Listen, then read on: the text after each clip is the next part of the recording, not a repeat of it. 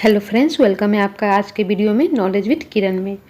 तो आज का हमारा टॉपिक है सीडीपी के हम यहाँ पे 15 इंपॉर्टेंट क्वेश्चन और उनके आंसर को डिस्कस करेंगे।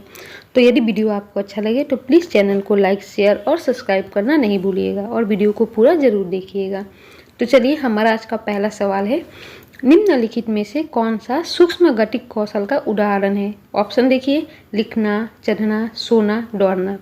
देखिए, सूक्ष्म गतिक कौशल, यहाँ इसका मतलब ये है कि जहाँ पे हमारे शरीर के छोटे मसल्स का इस्तेमाल हो रहा है। देखिए, लिखने के लिए हम उंगली का इस्तेमाल करेंगे। उंगली क्या है? हमारा छोटा मसल्स है, तो हमारा यहाँ पे लिखना सही जवाब होगा। लेकिन अगला ऑप्शन समझिए, चढ़ने के लिए हमें बड़े मसल्स चाहिए, पैर। सोना, ये कोई, इसको आप हटा ही दीजिए। क्यों? सोने के लिए ऐसा नहीं है कि आपको किसी भी मसल्स की ज़रूरत हो। दौड़ने के लिए भी आपको बड़े मसल्स चाहिए, है कि नहीं? बट लिखने के लिए आप अपने हाथों के सूक्ष्म मसल्स यानी उंगली का प्रयोग करते हैं। तो इसीलिए हमारे यहाँ पे ऑप्शन होगा लिखना। जैसे कि लिखना हुआ, या फिर सुई में धागा डालना हुआ, या फिर वो सारे काम जहाँ पे हम अपने छोटे मसल्स का प्रयोग कर रहे हैं वो हमारा सूक्ष्म गतिक कौशल होगा। और जहाँ पे हम हमारा बड़े मसल्स का प्रयोग कर रहे हैं, जैसे क्रिकेट खेलना, फुटबॉल खेलना, तो हमारा बड़े मसल्स का प्रयोग करना होगा। ठीक है। हमारा अगला सवाल है, किशोर डैश का अनुभव कर सकते हैं? ऑप्शन देखिए, बचपन में किए गए अपराधियों के प्रति डर के भाव, आत्मसिद्धि के भाव, जीवन के प्रति परितृप्ति, या फिर दुश्चिंता और स्वयं से सरोकार। तो किशोर जो है यहाँ पे क्या कर सकेंगे? दुश्चिंता और स्वयं से सरोकार का अनुभव कर सकेंगे। तो यहाँ पे हमारा ऑप्शन डी होगा सही जवाब। ऐसा नहीं है कि किशोर के मन में ऐसा कुछ होगा कि बचपन में किए गए अपराधियों के लिए उनके मन में डर हो, या फिर आत्मसिद्धि के भाव एक किशोर के मन में बहुत कम आएगा। जीवन के प्रति ऐसा कुछ नहीं है कि जीवन को लेकर वो बहुत कॉन्शियस हो जाएंगे, बट वो अपने बारे में अधिक सोचेंगे। तो यहाँ पे हमारा ऑप्शन डी होगा सही जवाब। देखिए, यहाँ पे हमारा 3rd नंबर सवाल है, शारीरिक रूप से अक्षम बच्चों को सामान्यतः डैश होता है? ऑप्शन देखिए, डिसकैल्कुलिया, डिसलेक्सिया, डिसग्राफिया, या फिर डिसथीमिया। देखिए, डिसकैल्कुलिया यानी जहाँ बच्चों को गणित में प्रॉब्लम हो, डिसलेक्सिया जहाँ पढ़ने में प्रॉब्लम हो, और डिसग्राफिया यानी जहाँ बच्चों को लेखन में प्रॉब्लम हो। बट डिसथीमिया क्या है?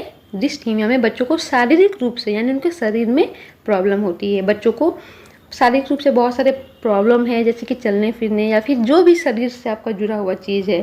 तो यहाँ पे हमारा ऑप्शन डी होगा सही जवाब। देखिए, हमारा अगला सवाल है, आंशिक पुनर्बलन। आंशिक पुनर्बलन क्या है? ऑप्शन देखिए, वास्तविक कक्षा कक्ष में अनुप्रयुक्त नहीं किया जा सकता, पशुओं को प्रशिक्षित करने में सर्वाधिक कार्य करता है, सतत पुनर्बलन की अपेक्षा अधिक प्रभावी होता है, या फिर सतत पुनर्बलन की अपेक्षा कम प्रभावी होता है। अब देखिए, आंशिक पुनर्बलन में क्या है? हम एक चीज़ को बार बार रिपीट करते हैं, दोहराते हैं, और सतत पुनर्बलन में हम नवीन प्रक्रियाओं को जन्म देते हैं। तो यहाँ पे हमारा ऑप्शन सी होगा सही जवाब कि आंशिक पुनर्बलन सतत पुनर्बलन की अपेक्षा अधिक प्रभावी होता है। क्यों? क्योंकि जहाँ हम किसी चीज़ को प्रैक्टिस करेंगे तो वहाँ पे बच्चों का ज्ञान और मजबूत होगा। इसीलिए हमारा आंशिक पुनर्बलन क्या है? अधिक अच्छा है सतत पुनर्बलन की अपेक्षा। यहाँ पे देखिए, हमारा अगला सवाल है, प्रतिभाशाली विद्यार्थी क्या होंगे? ऑप्शन देखिए, स्वभाव के अंतर्मुखी होते हैं, ऐसा नहीं है, वो स्वभाव के बहुमुखी होते हैं, उनको लोगों के साथ मिलना जुलना अच्छा लगता है। तो यहाँ पे हमारा रॉन्ग होगा। अपनी आवश्यकताओं को नहीं कह पाते, ऐसा भी नहीं है, उनको बोलने में कोई प्रॉब्लम नहीं है, वो अपने सभी आवश्यकताओं विचारों को सहज रूप से प्रकट करते हैं, ये भी रॉन्ग होगा। अपने निर्णय के प्रति आत्मनिर्भर होते हैं। देखिए, ये हमारा बिल्कुल सही है। जो प्रतिभाशाली विद्यार्थी है या फिर लोग हैं, उनको अपने निर्णय में थोड़ा सा भी डाउट नहीं रहेगा, वो अपने हर एक निर्णय में आत्मनिर्भर होते हैं। शिक्षक से स्वतंत्र होते हैं, ऐसा कुछ नहीं है, हमारा ये भी रॉन्ग होगा। तो यहाँ पे हमारा ऑप्शन तीसरा जो है सही जवाब है। यहाँ पे हमारा 6 नंबर सवाल है, वाइगोत्स्की के सिद्धांत का निहितार्थ है? ऑप्शन देखिए, प्रारंभिक व्याख्या के बाद कठिन सवालों को हल करने में बच्चों की सहायता न करना, उन बच्चों की संगति में स्वतंत्र रूप से सीख सकते हैं जिनका बुद्धि लब्धि अंक उनके बुद्धि लब्धि अंक से कम होता है, या फिर सहयोगात्मक समस्या समाधान, प्रत्येक विद्यार्थी को व्यक्तिगत रूप से गृह कार्य देना। देखिए, ऐसा नहीं है कि गृह कार्य देने से ही बच्चों अच्छे से सीखेंगे, या फिर उनको कठिन सवालों में हेल्प नहीं करना, ऐसा कुछ नहीं है। या फिर ऐसे लोग कि उन लोगों के संगत में रहने से वो अधिक सीख पाएंगे जिनका आईक्यू लेवल उनके आईक्यू लेवल से कम है कि नहीं? लेकिन यहाँ पे हमारा ऑप्शन सी सही जवाब है। क्यों? क्योंकि वाइगोत्स्की ने यहाँ इसको प्रमोट किया, सहयोगात्मक समस्या समाधान। उन्होंने कहा कि बच्चे ग्रुप में बेहतर रूप से सीखेंगे, वह एक दूसरे से वाद विवाद करेंगे और उनका ज्ञान बढ़ेगा। तो यहाँ पे हमारा ऑप्शन सी सही जवाब होगा।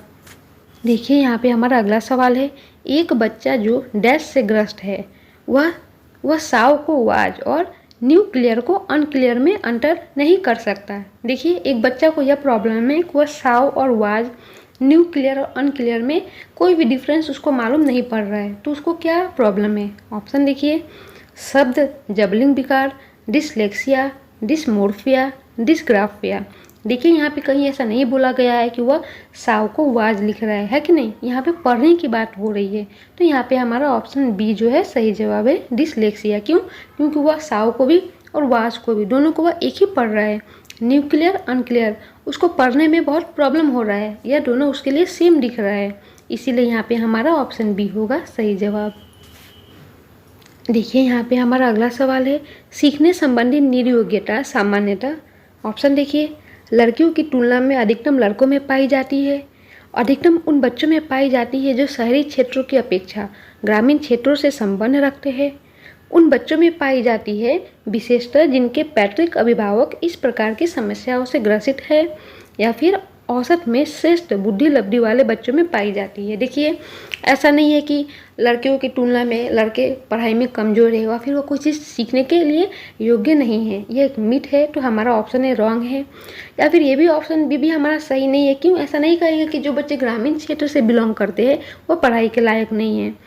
ऑप्शन सी देखिए, उन बच्चों में पाई जाती है विशेषता जिनके पैतृक अभिभावक, यानी यहाँ पे हेरिडिटी को मेंशन किया गया है, ये बात हमारा सही होगा। ऑप्शन सी हमारा राइट जवाब है। क्यों? जिन बच्चों की जो फैमिली में अगर ऐसा कोई प्रॉब्लम है, उनके पापा हो गए या पापा के पापा दादाजी हो गए, तो बच्चों को भी ऐसे प्रॉब्लम को, समस्याओं को फेस करना पड़ सकता है, इसीलिए हमारे यहाँ पे ऑप्शन सी सही जवाब होगा। या फिर ऑप्शन डी, ऐसा नहीं है कि जिन बच्चों का IQ लेवल बहुत अच्छा है उनको दिक्कत होगा पढ़ने में या फिर कोई चीज़ को सीखने में, ऐसा भी नहीं है। यहाँ पे हमारा ऑप्शन सी है, वही हमारा सही जवाब है। देखिए हमारा 9 नंबर सवाल है, विद्यालय में लिंग भेदभाव से बचने का सर्वोत्तम तरीका हो सकता है। यानी विद्यालय में जो है जेंडर बायस हो रहा है, लड़के लड़की में भेदभाव है, उससे बचने के लिए सबसे अच्छा तरीका क्या है? ऑप्शन देखिए, पुरुष एवं महिला शिक्षकों को समान संख्या में भर्ती करना, विद्यालय में लिंग भेदभाव को दूर करने के लिए नियम बनाना, सख्ती से उसका पालन करवाना, संगीत प्रतियोगिता के लिए लड़कियों की अपेक्षा लड़कों का चयन करना, या फिर शिक्षकों द्वारा उनके लिंग पक्षपात पूर्व व्यवहारों का अधिसंज्ञान। देखिए यहाँ पे अगर कहीं भी सबसे अच्छा जो ऑप्शन है ना, वो हमारा ऑप्शन डी है। क्यों? जब टीचर अधिसंज्ञान यानी अपने ही द्वारा लिए गए निर्णय या फिर अपने विचारों का मंथन, अगर कोई भी व्यक्ति अपने विचारों को स्वयं जांचेगा ना, तो वह हर जगह या उसे यह मालूम होगा कि वह कहाँ सही है कहाँ गलत है। तो अगर एक टीचर अपने द्वारा किए गए लिंग पक्षपात पूर्व व्यवहारों का अधिसंज्ञान करेगा, तभी यह लिंग भेदभाव दूर कर पाएगा। तो यहाँ पे हमारा ऑप्शन डी होगा सही जवाब। हमारा 10 नंबर सवाल है, विद्यार्थियों के पोर्टफोलियो के लिए सामग्री का चयन करते समय डैश का और डैश का जरूर होना चाहिए। अब देखिए यहाँ पे हमारा जो दो यहाँ पे हमारा डैश है यानी खाली जगह है, तो उसमें कौन सा ऑप्शन हमारा सही होगा? तो ऑप्शन देखिए, विद्यार्थियों समावेशन, अभिभावकों या फिर समावेशन, विद्यार्थियों बहिष्कार, अन्य शिक्षकों का समावेशन। तो देखिए बच्चों का जो पोर्टफोलियो बन रहा है ना, तो वो हमें चयन करते समय विद्यार्थियों का समावेशन जरूर करना है। क्यों? हम बच्चों को इग्नोर नहीं कर सकेंगे। यहाँ पे हम बच्चों को समावेशन के द्वारा ही पोर्टफोलियो का निर्माण करेंगे। तो बिना विद्यार्थियों और उनके समावेशन के हम किसी भी पोर्टफोलियो को निर्माण नहीं कर पाएंगे, या फिर हम निर्माण करेंगे भी तो हमारा सफल नहीं होगा। यहाँ पे हमारा ऑप्शन ए होगा सही जवाब। यहाँ पे देखिए हमारा 11 नंबर सवाल है, अनुशासन जो अधिगम वातावरण में एक महत्वपूर्ण भूमिका निभाता है, किस तरह की हेल्प यानी मदद करता है? ऑप्शन देखिए, चुप्पी साधे रहने के लिए, शिक्षकों को निर्देश देने के लिए, बच्चों को उनके पाठ रट कर याद करने के लिए, या फिर बच्चों को अपने शिक्षा को विनियमित और मॉनिटर करने के लिए। देखिए अनुशासन किसी भी अधिगम के लिए, लर्निंग के लिए डिसिप्लिन बहुत ज़रूरी है, और वह किस चीज़ में हेल्प करेगा? ऐसा नहीं है कि बच्चों को चुप रहने के लिए या टीचर को निर्देश देने में, बच्चों को पाठ रट के याद करने में, ये तो खुद ही अपने आप में एक नेगेटिव है। तो यहाँ पे हमारा ऑप्शन डी सही जवाब है। क्यों? डिसिप्लिन के द्वारा बच्चों को अपनी शिक्षा को भी नियमित और मॉनिटर, बच्चे खुद जांच करेंगे कि उन्होंने कितना सीखा, किस लेवल का सीखा। तो इसीलिए यहाँ पे हमारा ऑप्शन डी सही जवाब है। अगला सवाल है हमारा 12 नंबर में, निम्नलिखित में से कौन सा प्रश्न गंभीर रूप से सोचने के लिए आमंत्रित करता है, यानी किस सवाल में आपको गंभीर रूप से सोचने के लिए मतलब मजबूर करेगा, फिर प्रेरित करेगा, आपको सोचना ही पड़ेगा। ऑप्शन देखिए, सही जवाब क्या है, क्या आप इस तरह की स्थिति के बारे में सोच सकते हैं, विभिन्न तरीकों से हम इसे कैसे हल कर सकते हैं, या फिर क्या आप इसका उत्तर जानते हैं। देखिए यहाँ पे केवल हाँ या ना में आप जवाब दे सकेंगे। सही जवाब क्या है, ये भी वन वर्ड आंसर है, आपको कुछ सोचना नहीं है। या फिर क्या आप इस तरह की स्थिति के बारे में सोच सकते हैं, तो ये तो आपके ऊपर डिपेंड कर रहा है ना कि आप कौन सा सिचुएशन में हैं। बट यहाँ पे अगर हम ऑप्शन थर्ड की बात करें, विभिन्न तरीकों से हम इसे कैसे हल कर सकते हैं, तो यहाँ पे कोई भी बच्चा ज़रूर सोचेगा कि अलग अलग तरीक़ों से हम इसको कैसे हल करेंगे। क्यों, यहाँ पे विभिन्न तरीक़ों के बारे में बोला गया है, इसीलिए यहाँ पे हमारा ऑप्शन सी जो है सही जवाब है। देखिए हमारा 13 नंबर सवाल है, निम्नलिखित संरचनाओं में से शिक्षा का अधिकार अधिनियम 2009 किसकी वकालत करता है। ऑप्शन देखिए, ए समावेशी शिक्षा, पृथकीकरण, मुख्य धारा शिक्षण, या फिर एकीकृत शिक्षण। तो हमारा जो शिक्षा का अधिकार है जो 2009 में आया, उसका जो है मूल अगर कुछ हम सिद्धांत बोले तो वह है समावेशी शिक्षा, यानी सभी बच्चों को एक साथ पढ़ाना बिना किसी भेदभाव के। तो यहाँ पे हमारा ऑप्शन ए है सही जवाब। देखिए हमारा आज का सेकेंड लास्ट सवाल है, मूल्यांकन को ऑप्शन देखिए, शिक्षण अधिगम प्रक्रिया का एक भाग होना चाहिए, केवल नंबरों के संदर्भ में करना चाहिए, वस्तुनिष्ठ प्रकार के लिखित कार्यों पे आधारित होना चाहिए, या फिर एक अलग गतिविधि के रूप में होना चाहिए। देखिए एक अलग गतिविधि नहीं, हमारा अधिगम के साथ ही मूल्यांकन को होना चाहिए, अलग रूप में नहीं। या फिर ऐसा नहीं है कि वस्तुनिष्ठ प्रकार के लिखित कार्यों पे आधारित होना चाहिए, केवल नंबर के लिए, बिल्कुल भी नहीं। तो हमारा मूल्यांकन क्या है, हमारा अधिगम का एक भाग है। तो यहाँ पे हमारा ऑप्शन ए होगा सही जवाब।